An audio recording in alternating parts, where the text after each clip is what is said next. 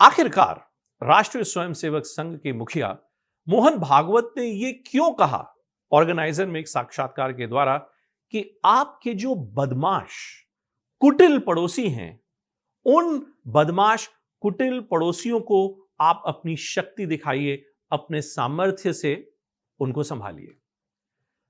आखिरकार भागवत जी कहे तो पाकिस्तान के संदर्भ में ही रहे थे, लेकिन हमारे ये कुटिल बदमाश पड़ोसी सिर्फ पाकिस्तान नहीं है, हमारा कुटिल बदमाश पड़ोसी तो चाइना भी है। तो सवाल यह उठता है कि क्या भागवत जी के इस कथन को हम चाइना के परिवेश में देखें या सिर्फ पाकिस्तान सीमित संदर्भ में देखें।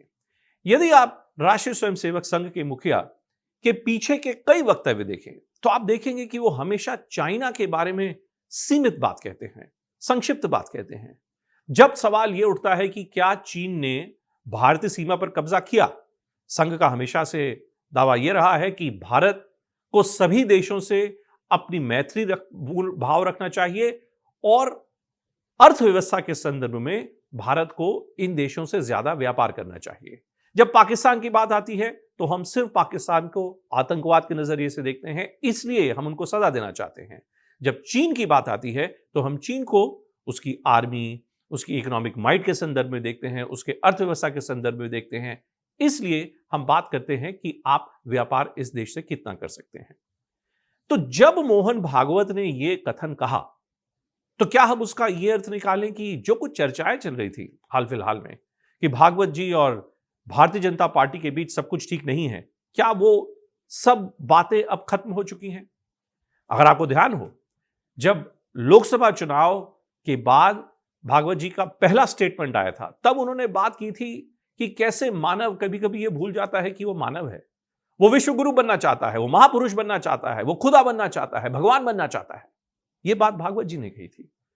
वो भाव और आज का भाव दो एकदम अलग अलग समीकरण हैं, संभवतः इसलिए कि भागवत जी ये जानते हैं कि अब वो समय आ चुका है कि भारत एक और अपने सैन्य बल का प्रदर्शन वैश्विक स्तर पर करे, अपने सामर्थ्य को वैश्विक स्तर पर दिखाए, लेकिन साथ ही में भारतीय जनता पार्टी की अगली पीढ़ी को कैसे तैयार किया जाए, इसके ऊपर भी चिंतन मंथन सकारात्मक प्रकार से होना चाहिए। प्रधानमंत्री मोदी अपने 10 साल के कार्यकाल में पहली बार कुछ समय पहले संघ के मुख्यालय नागपुर गए। उनका संघ के मुख्यालय के जाने के पीछे का भाव बहुत लोगों ने बड़ी गहराई से देखा। कुछ लोगों को यह लगा कि संभवतः जो शायद कहीं कुछ कटुता आ गई थी, क्योंकि जेपी नड्डा भाजपा अध्यक्ष तो यह तक कह चुके थे कि भाजपा अब इतना बड़ा ऑर्गेनाइजेशन हो चुका है कि उसको शायद आरएसएस जैसे सोशल सामाजिक ऑर्गेनाइजेशंस की इतनी जरूरत नहीं है, कि आरएसएस अपना काम करे सामाजिक स्तर पे, बीजेपी अपना काम करे राजनीतिक स्तर पे। उसके बाद से हमने देखा कि कैसे हरियाणा में चुनाव हुए, महाराष्ट्र में चुनाव हुए और राष्ट्रीय स्वयंसेवक संघ की इन्वॉल्वमेंट के कारण उसके चलते भारतीय जनता पार्टी का शानदार प्रदर्शन रहा। अब वही शानदार प्रदर्शन एक नए आयाम में आपके सामने आ रहा है। पाकिस्तान से तो हम निपट लिए।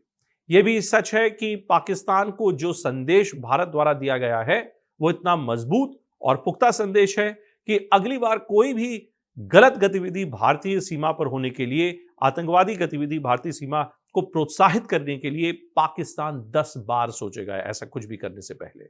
इसलिए भागवत जी का यह कथन अपने आप में बहुत महत्वपूर्ण कथन है, लेकिन उसके साथ में यह भी समझना बहुत जरूरी है कि भागवत जी कहीं ना कहीं यह भी कहने का प्रयास कर रहे हैं, पाकिस्तान तक हम आपके साथ हैं, इसके आगे जो आपकी आंतरिक नीति है, जो पार्टी की गतिविधियां हैं, उसके ऊपर भी थोड़ा बहुत ध्यान दिया जाए।